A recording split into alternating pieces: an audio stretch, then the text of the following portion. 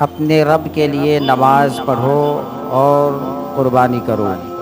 اسی آیت کریمہ کی روشنی میں تھوڑی دیر آج آپ حضرات کے سامنے گفتگو کرنے کی سعادت حاصل کروں گا، کیونکہ یہ ذی الحجہ کا مہینہ چل رہا ہے اور اسی مہینے کے 10 تاریخ کو عالم اسلام میں مسلمانان جو صاحب استطاعت ہیں وہ قربانی کرتے ہیں، جن پہ قربانی واجب ہے وہ قربانی کرتے ہیں، کوئی نفلی قربانی بھی کرتے ہیں۔ قربانی کرنا اللہ کے خلیل حضرت ابراہیم علیہ السلام کی سنت ہے۔ قربانی کا مفہوم بہت وسیع ہے۔ قربانی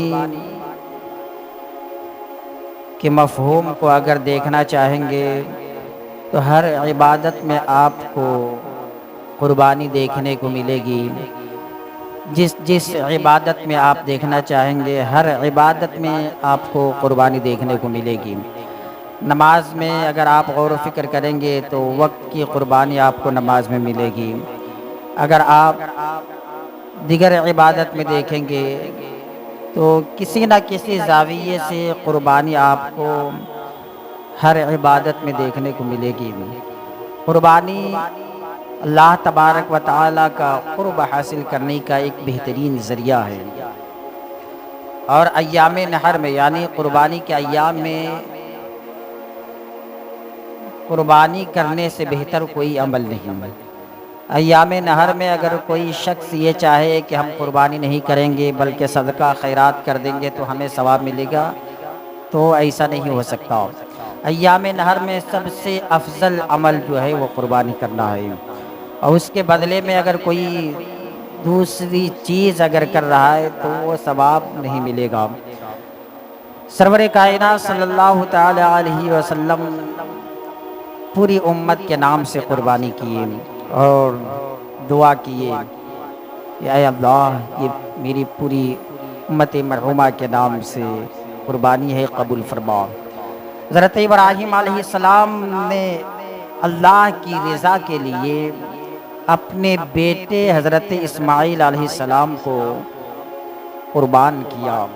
قربانی ظاہری طور پہ ان کی قربانی تو نہیں ہوئی، مگر ذبیح اللہ کا لقب انہی کو ملا ہے۔ ذبیح اللہ کا لقب مل گیا، مگر ظاہری طور پہ ان کی قربانی نہیں ہوئی، بلکہ ان کی جگہ پہ جنتی مینڈھے کو لا کر کے جبرائیل علیہ السلام نے رکھ دیا تھا۔ آپ حضرات سرسری طور پہ حضرت ابراہیم علیہ السلام کا واقعہ سن رہے تھے، بہت ساری باتیں دماغ میں آئی ہوگی اور بہت ساری باتیں ابھی باقی بھی ہے۔ آج تھوڑے سے وقت میں سرسری طور پہ آج بھی اس واقعے کو آپ کی نگاہوں کے سامنے رکھنا چاہتا ہوں۔ آج سے ہزاروں سال پہلے، آج سے سینکڑوں سال پہلے اس وقت کا کیسا منظر رہا ہوگا جب کوئی آبادی کا نام و نشان نہیں تھا، کوئی گھر وغیرہ اس وقت اس طرح کثیر تعداد میں نہیں تھے۔ آج بھی وہ پہاڑ موجود ہے جہاں پہ حضرت ابراہیم علیہ السلام اپنے بیٹے حضرت اسماعیل علیہ السلام کو لے کر کے گئے تھے۔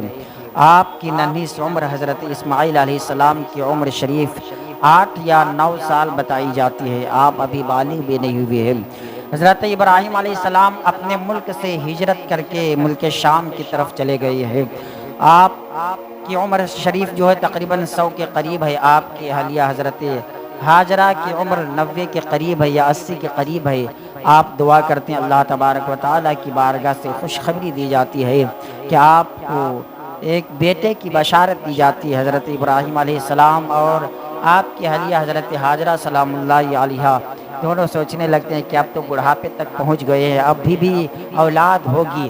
اللہ تبارک و تعالیٰ کی طرف سے خوشخبری آتی ہے، دونوں مچل جاتے ہیں۔ چند ہی دن گزرے تھے، حضرت اسماعیل علیہ السلام کی ولادت ہوتی ہے۔ ابھی تھوڑا سا وقت گزرا تھا، اللہ تبارک و تعالیٰ کی طرف سے حکم ہوتا ہے کہ ان دونوں کو یہاں سے ملک شام سے فلسطین سے لے کر کے اس جگہ پہ چھوڑاؤ جہاں کسی گھر کا نام و نشان نہیں، کوئی آبادی نہیں ہے۔ آپ اپنی بیوی اور اپنے چھوٹے سے بیٹے حضرت اسماعیل علیہ السلام کو ساتھ میں لیتے ہیں اور راستہ طے کرنے لگتے ہیں۔ पूरा रास्ता आपकी बीवी हजरत हाजरा सलामुल्लाह अलैहा पूछती रही, ऐ मेरे शौहर नामदार, ऐ मेरे सरताज, आप किधर जा रहे हैं, कहाँ लेकर के जा रही है। हजरत सारा को साथ में आप नहीं लिए हैं। जब हिरान से चले थे तो आपके साथ मिस्र में मैं आपके साथ हो गई थी, वहाँ से हम तीनों यहाँ आए हैं। आप यहाँ सारा को छोड़ करके मेरे साथ कहाँ जा रही हैं। हज़रत इब्राहीम अलैहिस्सलाम कुछ नहीं बोलते हैं और उसी जगह पे आ जाते हैं जहाँ पे जमजम शरीफ का कुआं है, सफ़ा मरवा पहाड़ है, वहाँ पे आते हैं और वहीं पे रख देते हैं। थोड़ी देर आप रुकते हैं और वहाँ से निकलने लगती है। हज़रत हाजरा सलामुल्लाह अलैहा पूछती है, ऐ मेरे शौहर नामदार, आप मुझे यहाँ छोड़ करके कहाँ जा रही है, आप मुझे तने तनहा यहाँ क्यों छोड़ रही है। ना कोई घर है, ना कोई गांव है, ना कोई इलाका है, ना कोई आबादी है, ना कुआं है, ना तालाब है, ना कोई खाने पीने की चीज़ों का इंतज़ाम है, आप मुझे तने तनहा यहाँ छोड़ करके कहाँ जा रही है। हज़रत इब्राहीम अलैहिस्सलाम कुछ जवाब नहीं देते हैं।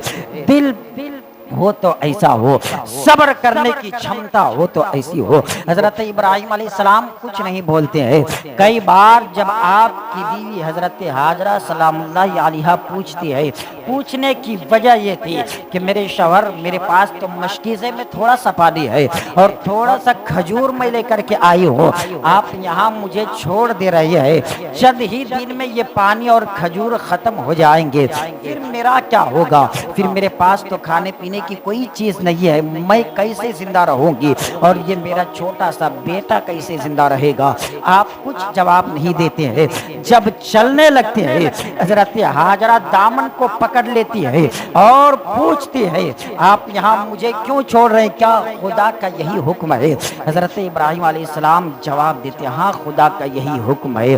जैसे ही हजरत इब्राहीम अलैहिस्सलाम इतना कहते कि खुदा का हुक्म है इसलिए मैं तुझे छोड़ रहा हूँ, हजरत हाजरा सलामुल्लाह अलैहा मुस्कुराते हुए फरमाती है, फिर आप शौक से जाइए, मुझे उस रब की जात पे मुकम्मल भरोसा है कि जिस रब ने आपको हुक्म दिया है मुझे छोड़ने का, वो रब कायनात मुझे हलाक नहीं होने देगा, वो रब मेरे और मेरे बेटे की हिफाजत करेगा, इसलिए आप शौक से जाइए मुझे छोड़ करके।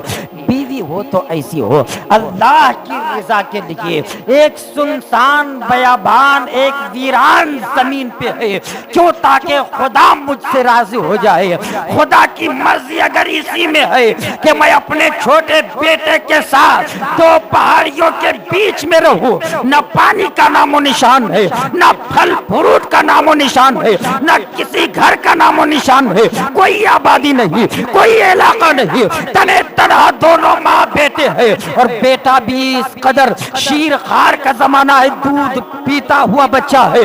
अगर बीवी देख रही है तो ये देख रही है कि अल्लाह की रजा अगर इसी में है तो सारी कुर्बानियां मैं बर्दाश्त कर लूंगी, मगर मुझे चाहिए तो खुदा की रजा चाहिए। आज की बीवियों को इस वाकये से सबक हासिल करना चाहिए कि आज थोड़ी थोड़ी सी बात के लिए अपने शौहर के घर को ठुकरा देती है, अपने शौहर के दामन पे दाग लगा देती है और अपने शौहरों के साथ किस अंदाज में लड़ाई झगड़ा करने के लिए सीना तान कर खड़ी हो जाती है और पूरे घर को उजाड़ कर रख देती है मामूली सी कमी की वजह से। मैं पूछना चाहता हूँ, अब वो भी एक खातून है, हजरत हाजरा सलामुल्लाह अलैहा अपने बाप के घर को छोड़कर अपने शौहर के साथ आई, अब शौहर भी साथ छोड़ रही है, अब तने तनहा एक चटियल मैदान में छोड़ करके जा रही है।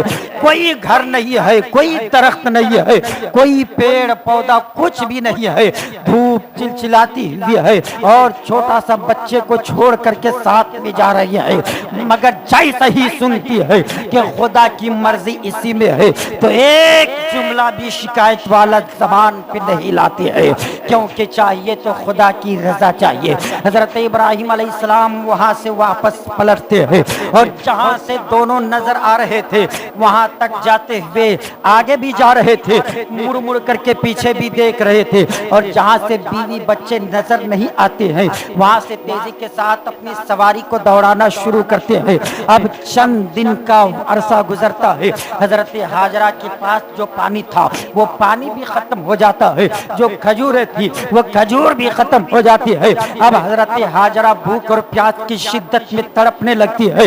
کئی گھنٹے گزر جاتے ہیں، اس قدر آپ کو پیاس لگتی ہے کہ آپ کے سینے سے جو دودھ جاری تھا وہ بھی دودھ سوکھ جاتا ہے، اور جب دودھ سوکھ جاتا ہے آپ کا چھوٹا سا بیٹا حضرت اسماعیل علیہ السلام بھی پیاس میں تڑپنے لگتے ہیں اور وہ بھی بے چین و بے قرار ہونے لگتے ہیں۔ حضرت ہاجرہ سوچتی ہے اب میں یہاں آواز دوں تو کس کو آواز دوں، اب میں یہاں پکاروں تو کس کو پکاروں، اب یہاں میری مدد کرے گا تو کون کرے گا، نہ کسی گھر کا نام و نشان ہے، یہاں تو آدمی تو درکنار، کوئی پرندے بھی نظر نہیں، کوئی پرندہ نظر نہیں آتا، آدمی تو درکنار، کوئی پنچھی بھی دکھائی نہیں پڑتا ہے، تو میں یہاں پکاروں تو کس کو پکاروں، اور میرا بیٹا تڑپ رہا ہے، میں تو اپنی بھوک اور پیاس کو برداشت کر سکتی ہوں مگر میرا چھوٹا بیٹا کیسے برداشت کرے گا۔ مگر صبر کس انداز میں کیا ہے، اور صبر و شکر کے دامن کو حضرت ہاجرہ نے کس انداز میں تھاما ہے۔ جب بیٹے کی پیاس بڑھتی ہے، حضرت اسماعیل علیہ السلام تڑپتے ہیں، ماں کی ممتا پکار اٹھتی ہے کیا بیٹے کی طرف نہ دیکھی جائے گی، اور دوڑنا شروع کرتی ہے۔ جب حضرت اسماعیل علیہ السلام تڑپتے ہیں، ہاجرہ کا کلیجہ پاش پاش ہونے لگتا ہے۔ حضرت ہاجرہ اٹھتی ہے اور صفا پہاڑ پہ چڑھتی ہے کہ کہیں کوئی انسان نظر آ جائے یا کہیں کوئی پانی کا چشمہ نظر آ جائے۔ صفا پہاڑ پہ چڑھ کر چاروں طرف دیکھتی ہے، کہیں کوئی پانی کا نام و نشان نظر نہیں آتا، نہ کسی انسان کا نظر، نہ کوئی انسان نظر آتا ہے۔ وہاں سے نیچے اترتی ہے اور دوڑتے ہوئے مروہ پہاڑ پہ چڑھتی ہے، وہاں پہ چڑھ کے وہاں پہ بھی دیکھتی ہے چاروں طرف، کوئی آدمی کا نام و نشان نظر نہیں آتا۔ وہاں سے پھر نیچے اترتی ہے، پھر صفا پہاڑ پہ آتی ہے، پھر یہاں پہ چڑھتی ہے، پھر یہاں دیکھتی ہے کوئی نظر نہیں آتا، پھر مروہ پہ جاتی ہے، کبھی صفا پہ چڑھتی ہے، کبھی مروہ پہ چڑھتی ہے۔ کیوں چڑھ رہی تھی؟ کیونکہ ان کا بیٹا اسماعیل تڑپ رہا تھا۔ تبھی تو کسی کہنے والے نے کہا ہے کہ ماں کی ممتا کیا ہے یہ ماں کے دل سے پوچھو، اور جب بیٹے کی محبت ماں کے دل میں کیسی ہوتی ہے، جب کوئی بیٹا تڑپتا ہے تو ماں کا دم نکلتا ہے، مگر جب ماں تڑپتی ہے تو زمزم نکلتا ہے۔ حضرت اسماعیل تڑپ رہے تھے، جب حضرت اسماعیل بے چین ہوئے تھے، ہاجرہ کے اسماعیل کے بے چینی نے ہاجرہ کو بے چین کیا، اسماعیل کے بے قراری نے ہاجرہ کو بے قرار کیا، اسماعیل کے بے قراری نے، اسماعیل کے تڑپ نے ہاجرہ کو تڑپا دیا۔ جب اسماعیل تڑپے ہاجرہ کا دم نکلا، مگر جب ہاجرہ تڑپی تو زمزم نکلا۔ تبھی تو شاعر نے کہا ہے جب کوئی بچہ تڑپتا ہے تو ماں کا دم نکلتا ہے، مگر جب ماں تڑپتی ہے تو زمزم نکلتا ہے۔ سبحان اللہ سبحان اللہ۔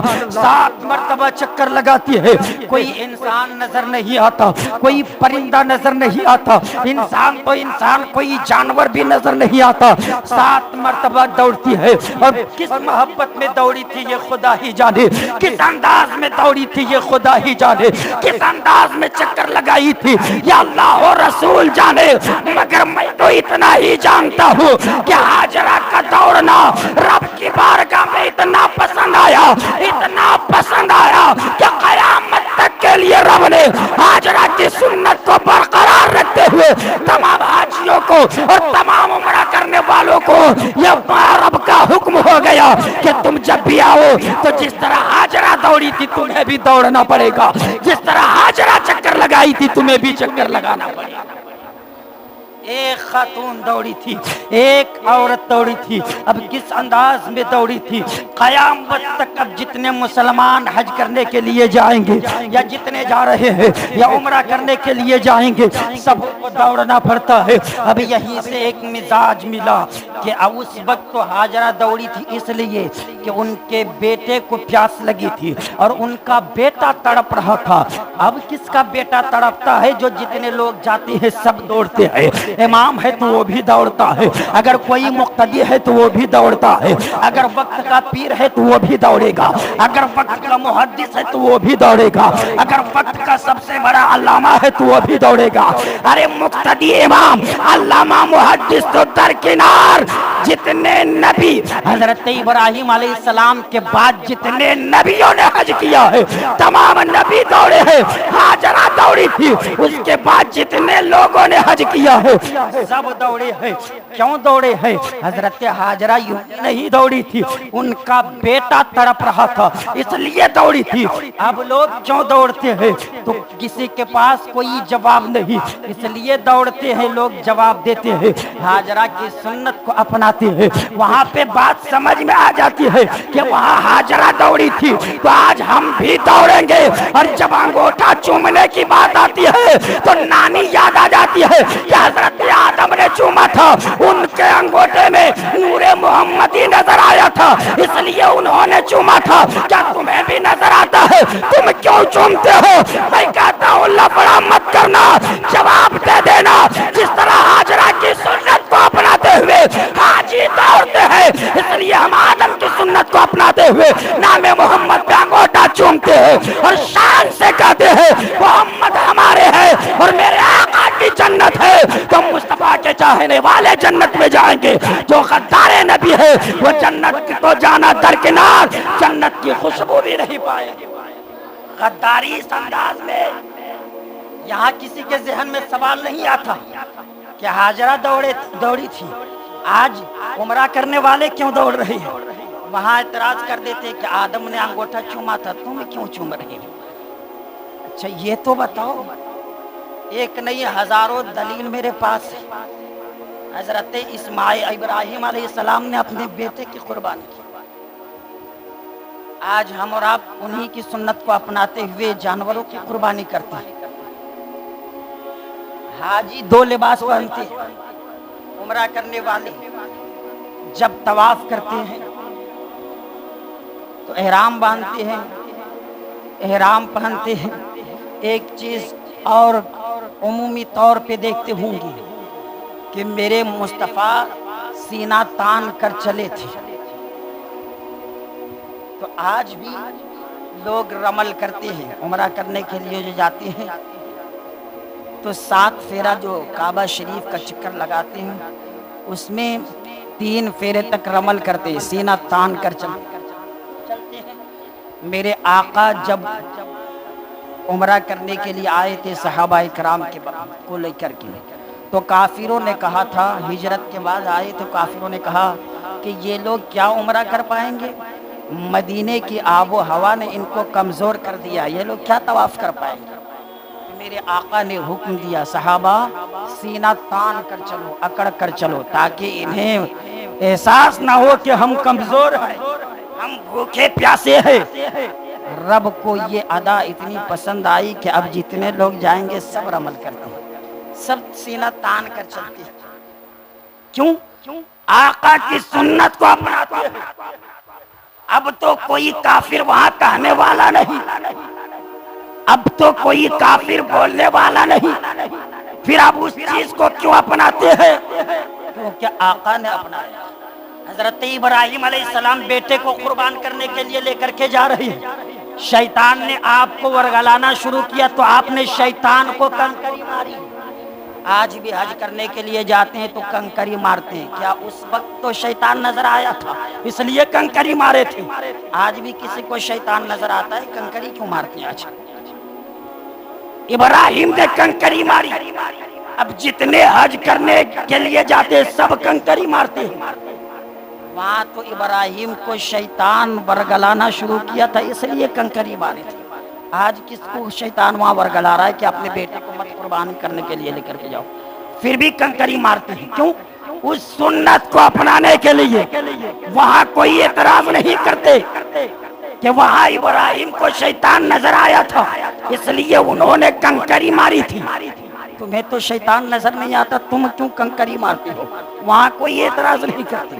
اور اگر کوئی خوش عقیدہ سنی مسلمان اگر مصطفیٰ کی محبت میں کرے تو سینکڑوں اعتراضات ہوتے ہیں.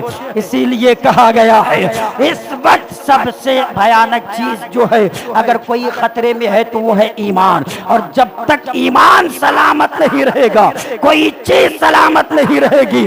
اگر ایمان سلامت ہے تو سب سلامت ہے اور ایمان سلامت نہیں تو کوئی چیز سلامت نہیں ہے. المختصر حضرت ابراہیم علیہ السلام جب چھوڑ کر چلے جاتے ہیں حضرت ہاجرہ دوڑتی ہے. 7ویں بار جب دوڑ کر آتی ہے تو کیا دیکھتی ہے کہ میرا بیٹا اسماعیل اپنی ایڑی کو رگڑ رہا ہے. سبحان اللہ. اور ایڑی کے رگڑنے کی وجہ سے پانی کا چشمہ جاری ہو گیا ہے. زمزم شریف کا کنواں جو ہے وہ جاری ہے. حضرت ہاجرہ آتی ہے. پانی اس قدر ابل رہا تھا اس قدر ابل رہا تھا کہ پانی چاروں طرف بہنے لگا چاروں طرف پھیلنے لگا. تو حضرت ہاجرہ مٹی سے چاروں طرف گھیر رہی تھی اور کہہ رہی تھی زمزم ٹھہر ٹھہر زمزم رک رک زمزم رک جا. میرے مصطفیٰ فرماتے ہیں اسماعیل کی ماں پہ خدا رحم فرمائے اگر وہ زمزم نہیں کہتی تو آب زمزم پوری دنیا میں پھیل جائے. اس قدر وہ زمزم کا چشمہ جاری. انہوں نے کہا زمزم رک جا. پانی رک گیا. آج بھی پوری دنیا کے سائنسداں حیران ہیں. اس قدر آب زمزم نکالا جاتا ہے مگر پانی ختم نہیں ہو رہا ہے. ہزاروں سال پہلے جس طرح وہ چشمہ ابلا تھا آج بھی ویسے ہی ابل رہا ہے. ہزاروں لیٹر ڈیلی ہر گھنٹے پانی نکالا جاتا مگر ایک قطرہ بھی پانی کم نہیں ہوتا. ایک پوائنٹ کی بات, دنیا کا واحد پانی آب زمزم ہے جس میں پانی کا بھی مادہ ہے اور کھانے کا بھی مادہ ہے. یعنی دونوں چیزیں پائی جاتی ہیں. جو پانی کے اندر جو چیزیں ہیں وہ بھی اور جو کھانے کے اندر جو چیز موجود ہے وہ بھی آب زمزم کے اندر. اور کسی پانی کے اندر نہیں. صرف آب زمزم ہی ایسا پانی ہے جس میں غذائیت بھی ہے اور پانی. کیوں آخر ایسا کیوں اور کسی پانی میں کیوں نہیں؟ تو آپ کو بتا دوں اگر کسی کا چھوٹا بچہ ہو اور وہ دودھ پلاتے ہیں اگر ماں کا دودھ نہیں ہوتا ہے اگر وہ ڈبے کا دودھ پلاتے ہیں تو ڈاکٹر بتا دیتا ہے کتنا دودھ ملانا ہے کتنا پانی ملانا ہے. اگر گاڑھا ہو جائے تو بچے کی طبیعت خراب ہو جاتی ہے. اس لیے ڈاکٹر ایک فارمولا دے دیتا ہے کہ اگر 1 چمچ دودھ ڈالنا ہے تو اتنا تمہیں پانی ڈالنا پڑے گا. اور اگر گائے کا دودھ اگر کوئی پلاتا ہے تو اس میں بھی ڈاکٹر کہتا ہے کہ خالص دودھ مت پلانا بلکہ اس میں پانی ملا کر پلانا تاکہ بچے کا پیٹ صحیح رہے بچے کی طبیعت خراب نہ ہو. حضرت اسماعیل علیہ السلام پیاس کی شدت میں تڑپ رہے تھے. ابھی کھانا کھانے کی آپ کی عمر نہیں ہے بلکہ ابھی دودھ پینے کی عمر ہے اور آپ کے ماں کی چھاتی میں دودھ سوکھ چکا ہے. اور ماں کا دودھ جب کوئی بچہ پیتا ہے تو ڈاکٹر نہیں کہتا ہے کہ ماں کے دودھ میں پانی ملانا پڑے گا. باہر کا جب دودھ بچہ پیتا ہے تو ڈاکٹر کہتا ہے کہ تمہیں پانی ملانا پڑے گا. مگر ماں کے دودھ میں پانی ملانے کی ضرورت نہیں کیونکہ وہ قدرتی طور پہ ظاہر ہوا ہے تو اس میں پانی کا بھی اثر ہے اس میں کھانے کا بھی اثر ہے. اور حضرت اسماعیل کی ماں کی چھاتی میں دودھ سوکھ چکا تھا. اب اسماعیل کو پانی کی بھی ضرورت تھی کھانے کی بھی ضرورت تھی اور آپ کی عمر دودھ پینے کی ہے. اس لیے رب نے ایسا پانی کا چشمہ جاری کیا جس میں غذائیت بھی ہو جس میں پانی بھی ہو. اس لیے آب زمزم واحد پانی ہے جس میں پانی کے اثر بھی موجود ہے اور اس میں کھانے کا اثر بھی موجود ہے. حضرت ہاجرہ سلام اللہ علیہا نے دیکھا کہ زمزم شریف کا چشمہ ابل رہا ہے. آپ نے کہا زمزم. اتنا رب کی بارگاہ میں یہ بولنا اتنا پسند آیا کہ اس کنویں کا نام ہی پڑ گیا زمزم. قربانی آپ دیکھیں ابھی بچے تھے رب کا حکم ہوا دونوں کو چھوڑا. کیوں؟ جب آپ ہجرت کیے تھے اپنی بیوی حضرت سارہ کے ساتھ تو سارہ نے وعدہ کروایا تھا حضرت سارہ رضی اللہ تعالیٰ کہ جو میں کہوں گی وہ آپ کو ماننا پڑے گا. تو حضرت ابراہیم علیہ السلام نے وعدہ کیا تھا. اب حضرت سارہ رضی اللہ تعالیٰ عنہا کو اولاد نہیں ہوئی آپ نے اجازت دیا، آپ نے حضرت حاجرہ سے نکاح کیا۔ حضرت حاجرہ سلام اللہ علیہا کے بطن مبارک سے حضرت اسماعیل علیہ السلام پیدا ہوئے۔ حضرت سارہ کی بھی خواہش تھی کہ اب حاجرہ کو یہ کہیں چھوڑ آئیں اور اب بیٹے اسماعیل کو بھی کہیں چھوڑ آئیں۔ رب کا حکم ہو گیا کہ جب سارہ کی یہی خواہش ہے تو آپ چھوڑ آئیں دونوں کو۔ ایک روایت میں آتا ہے کہ حضرت سارہ نے قسم کھائی تھی کہ اگر مجھے موقع ملے گا تو میں حاجرہ کے گوشت کو نوچ ڈالوں۔ تو رب نے اس کو کس انداز میں قبول کیا اور حکم دیا۔ دونوں میں جب صلح ہوئی تو حکم ہوا اے ابراہیم اپنی بیوی سارہ سے کہو کہ حاجرہ کا کان چھیدنا وہیں سے شروع ہوا ہے۔ جو عورتیں کان چھدواتی ہے یہ حضرت حاجرہ سلام اللہ علیہا کی سنت ہے۔ حضرت سارہ نے قسم کھائی تھی کہ مجھے موقع ملے گا تو میں حاجرہ کے گوشت کو نوچ ڈالوں گی۔ رب کا حکم ہوا جب انہوں نے قسم کھا لیا ہے تو ان سے آپ کہہ دے کہ وہ حضرت حاجرہ کے کان کو چھید دے، اور کان جب چھیدا گیا تو مزید اور عورتوں کی خوبصورتی میں اور اضافہ ہو گیا۔ یہ بھی حضرت حاجرہ سلام اللہ علیہا کی سنت ہے۔ اب دونوں کو چھوڑ آئے، ابھی 8-9 سال کے ہوئے تھے۔ اللہ تبارک و تعالیٰ کا حکم ہوا کہ ابراہیم اٹھو اور بیٹے کی قربانی۔ اب دیکھیں کس انداز میں حضرت خلیل اللہ نے صبر کے دامن کو تھاما۔ پیدا ہوئے، آپ کی عمر 100 سال کے قریب۔ 100 سال کا اگر کوئی بوڑھا شخص ہو ان کے گھر میں اولاد ہوگی تو ان کو کتنی خوشی ہوگی۔ باپ بیٹے میں کیسی محبت دیکھنے کو ملتی ہوگی۔ رب کا حکم ہوا بیٹے کو جدا کر دو، آپ جدا کر دیجیے۔ 8-9 سال کے ہوئے، اب دونوں جب ایک ساتھ رہنے لگے رب کا حکم ہوا بیٹے کو قربان کر لے کر کے چلے بھی گئے۔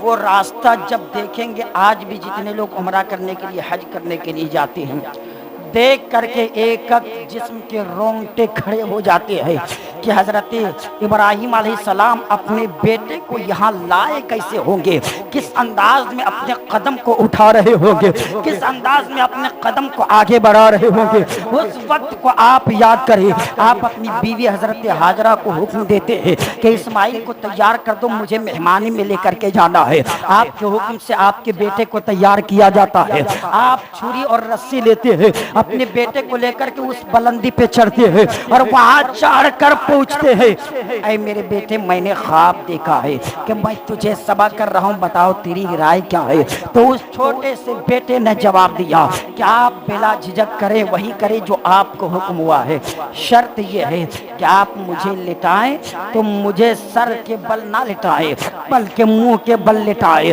اور مجھے ذبح کرنے سے پہلے میرے ہاتھ پیر کو جکڑ دے، باندھ دے، اور ایک میرا جو خون میں جو کپڑا رنگین ہوگا وہ کپڑا آپ لے کر کے میری ماں کو دے دیجئے گا۔ یہ میری 3 شرط ہے۔ حضرت ابراہیم علیہ السلام پوچھتے ہیں اے میرے بیٹے، اے میرے لخت جگر، اے میرے صاحبزادے، آخر یہ 3 شرط تو نے کیوں رکھی ہے؟ تو حضرت اسماعیل علیہ السلام کا بھی بچپنا ہے، بیٹا ہو تو ایسا ہو۔ جواب دیتے ہیں اے میرے ابو، آپ کو پتا ہے نا جب انسان کی روح نکلتی ہے تو بہت تکلیف ہوتی ہے، اور جب آپ میری گردن پہ چھری چلائیں گے ہو سکتا ہے کہ میں تڑپوں، اور میری تڑپ کی وجہ سے کہیں میرا خون آپ کے کپڑے میں نہ پڑ کر کے آپ کا کپڑا نہ خراب ہو جائے اور جاتے جاتے مجھ سے کوئی غلطی نہ ہو جائے، اس لیے میں کہہ رہا ہوں کہ میرے ہاتھ پیر کو آپ رسی سے جکڑ دیجئے گا تاکہ میرے خون اڑ کر کے آپ کے کپڑے میں نہ پڑے، اور میں سر کے بل اس لیے چہرے کے بل لٹانے کے لیے کہہ رہا ہوں، کہیں آپ میری گردن پہ چھری چلائیں گے تو میرا چہرہ دیکھ کر کے کہیں آپ کا ہاتھ رک نہ جائے، کیونکہ آپ باپ ہے، اور ایک باپ اپنے بیٹے کو جب ذبح کرے گا تو باپ کے دل پہ کیا گزرے گا، اس لیے کہیں آپ کی ہمت جواب نہ دے دے، کہیں آپ کا ہاتھ رک نہ جائے، اس لیے مجھے چہرے کے بل لٹائیے اور ادھر سے میری گردن پہ چھری چلائیے، اور میری ماں کو نہیں پتا ہے کہ مجھے آپ کہاں لے کر کے آئے ہیں، اس لیے میرا رنگین کپڑا میری ماں کو دے کر کے کہہ دیجئے گا کہ آپ کا بیٹا رب کی بارگاہ میں حاضر ہو گیا ہے۔ المختصر قربانی اس انداز میں دی ہے کہ رب نے کہہ دیا قد صدقت الرؤیا، اے ابراہیم تو نے جو خواب دیکھا رکھا ہے، اپنے خواب کو تو نے سچا کر دکھا۔ اللہ کی رضا کے لیے اپنے بیٹے کی قربانی دیتی۔ آج اس چیز کو لوگ جانوروں کو ذبح کر کے اس سنت کو اپناتے ہیں، مگر اب وہ چیز دیکھنے کو نہیں ملتی۔ اب اللہ کی رضا کے لیے کہاں لوگ عبادتیں کرتی ہیں؟ اب تو بکرے بھی لائے جاتے ہیں میاں تو لڑانے کے لیے۔ قربانی سے پہلے بکروں کی لڑائی ہوتی ہے، قربانی سے پہلے بکروں کو گھما کر دکھایا جاتا ہے، اور شان سے لوگ کہتے ہیں یہ میرا بکرا ہے، اتنے میں نے لایا ہے۔ اگر بغل والا 45,000 کا لائے تو یہ دوسرے دن جاتا ہے کہ میں 50,000 کا لاؤں گا۔ اگر کوئی 50,000 کا بکرا خریدے تو دوسرا آدمی کھڑا ہوتا ہے کہ میں 55,000 کا خریدوں گا۔ اب اللہ کی رضا کی فکر نہیں ہے، اب فکر ہے تو یہ فکر ہے کہ مجھے کوئی کمزور نہ سمجھے، مجھے کوئی تانا نہ دے، میرے بکرے کا مذاق کوئی نہ اڑائے۔ آج تو لوگ تماشا بنا دیے ہیں، آج تو عبادت کو لوگ مذاق بنا دیے ہیں، مگر ہونا یہ چاہیے کہ جو قربانی حضرت ابراہیم علیہ السلام نے اپنے بیٹے کی شکل میں دی تھی۔ قربانی کا مفہوم اگر آپ دیکھیں گے، قربانی کے مفہوم میں تکلیف ہوتی ہے، تکلیف، اور اس تکلیف میں جو صبر کرتا ہے انسان پھر اس صبر کا پھل ملتا ہے۔ یہاں تو بکرے ہم تو آخری دن میں لاتے ہیں، پالا ہوا اگر جانور ہو تو اس کو قربانی کرنے میں جو تکلیف ہوتی ہے وہ خریدے ہوئے جانور میں تکلیف نہیں ہوتی ہے، اور 10-12 دن جو جانور کو کھلا کر لوگ قربان کرتے ہیں اس قربانی میں اور الگ مزہ ہوتا ہے، اور جو آج لائے کل قربان کر دیے اس میں کچھ الگ مزہ ہے۔ قربانی کا مفہوم یہی بتا رہا ہے کہ اللہ کی رضا کے لیے قربانی کرو، نہ گوشت کی فکر کرو، نہ اپنی نمائش کی فکر کرو، فکر کرو تو یہ فکر کرو کہ اللہ ہم سے راضی ہو جائے اور اس کی رضا کی خاطر خون بہانے کا حکم ہوا ہے، رب کا حکم ہوا فَصَلِّ لِرَبِّكَ وَانْحَرْ، اپنے رب کے لیے نماز پڑھو اور قربانی کرو۔ اللہ تبارک و تعالیٰ کی بارگاہ میں دعا ہے ہماری اور آپ کی عبادتوں کو قبول فرمائے، اور ہمارے اور آپ کے تمام گناہ کبیرہ گناہ صغیرہ کو معاف فرمائے۔